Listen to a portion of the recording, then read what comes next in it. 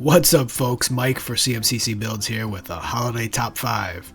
You're rolling up a new character for your next campaign and old Saint Nick drops by and gifts you with some incredible numbers. We're talking Laura Bailey type rolls. 4 or 5 great stats. What build should you go with? The standard wizard or fighter build? Nah, maybe something a bit more unique. When you've got the stats, why not try some interesting and uncommon multi-classes? Very quickly, if you like what I do here and want to support the channel, vote on upcoming videos along with other fun perks, please consider joining my Patreon. Special holiday shout out to Mubar, your support is greatly appreciated. And to everyone else, give a like, subscribe, and comment below with your own character ideas.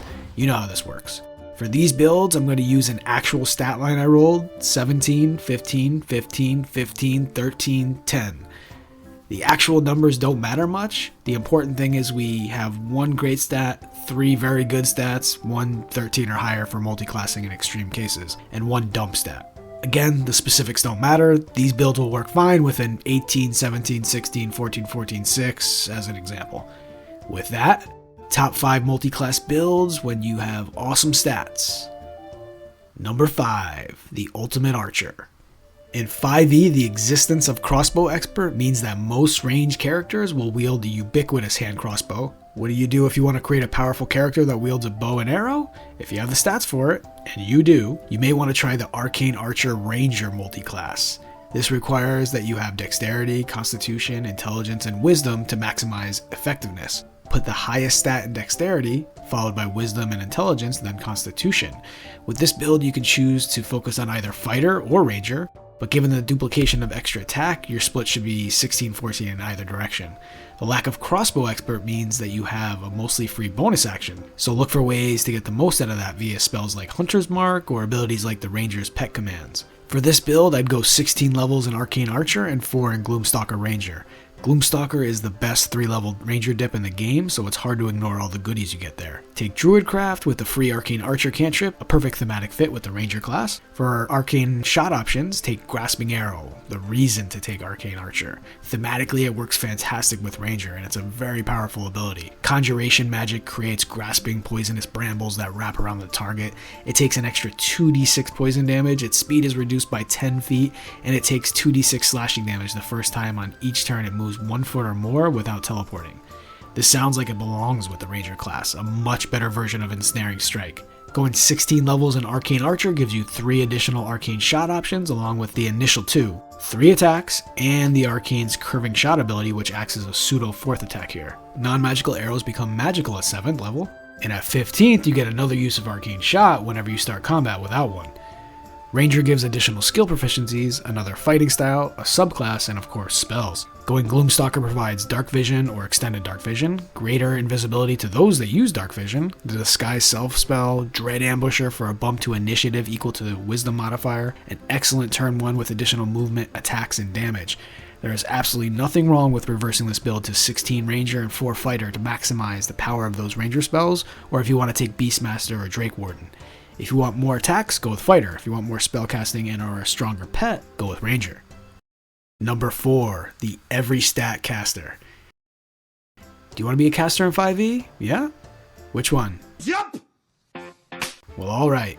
Here we have an Eloquence Bard, 17, Chronergy Wizard 2, Peace Cleric 1. The only stat you have to max would be Charisma here, but with 2 levels in Wizard, there are some strong range cantrips that you may want to use that require intelligence, think Firebolt or Ray of Frost. The single level of Cleric will require a 13 minimum Wisdom, and like all non-strength builds, you will ideally have a solid Dexterity and Constitution score.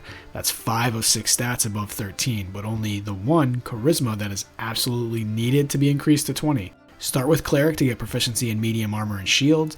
Peace Domain provides a 3rd proficiency to offset that loss from not going with Bard, along with one of the most powerful low-level abilities in the game, Emboldening Bond. Uses on this ability scale by proficiency bonus, not level, making this a fantastic 1-level dip.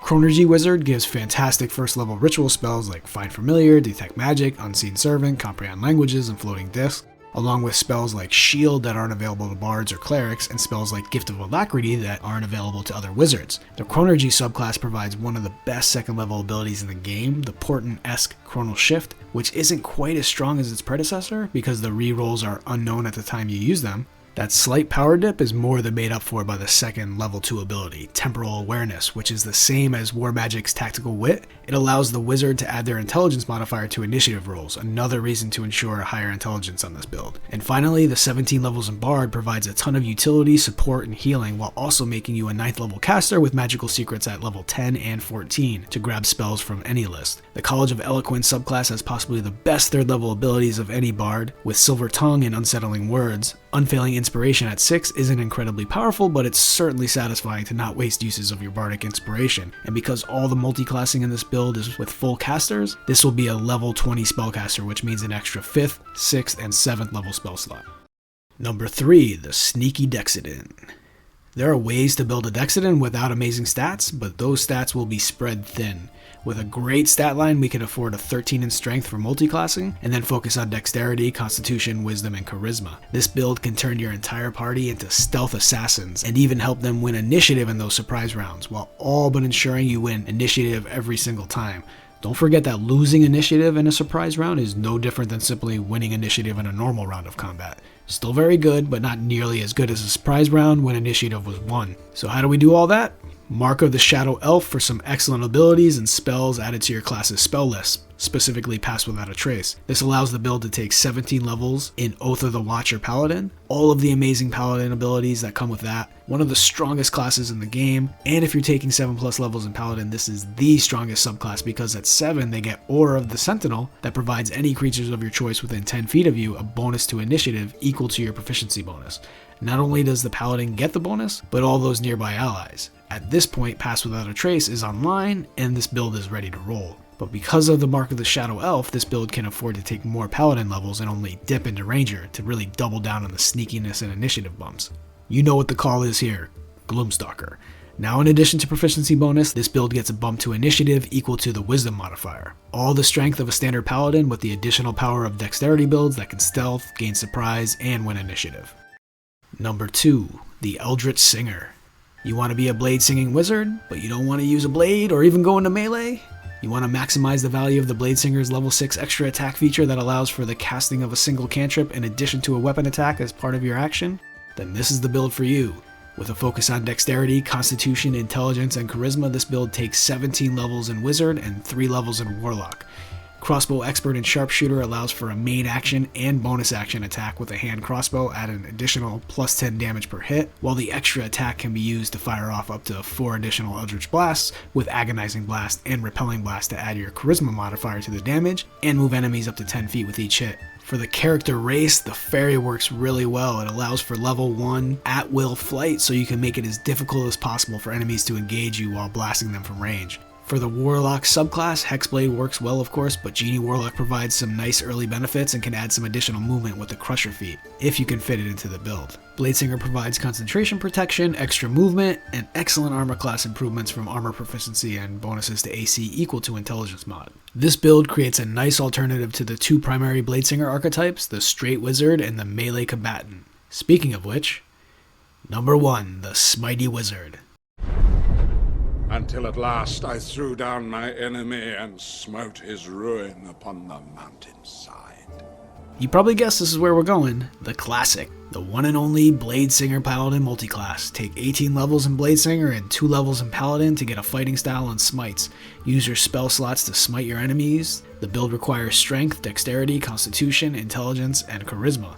Without an aura, charisma can be a modest 13 without much issue, and strength will have minimal impact as well. That allows you to focus on dexterity and intelligence to maximize melee prowess and spellcasting. The Paladin smites provide a solid incentive to actually go into melee, something the Bladesinger subclass as written doesn't include. Any of the Bladesinger races work here, and if you're unsure which ones those are, check either of my 5-minute builds to dive into the details.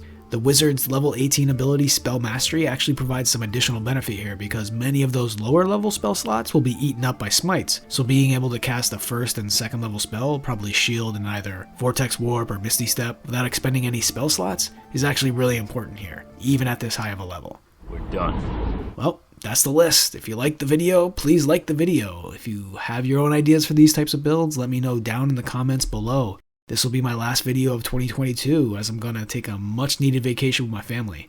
Until then, have a great holiday, Merry Christmas, Happy New Year. See you here next time, folks.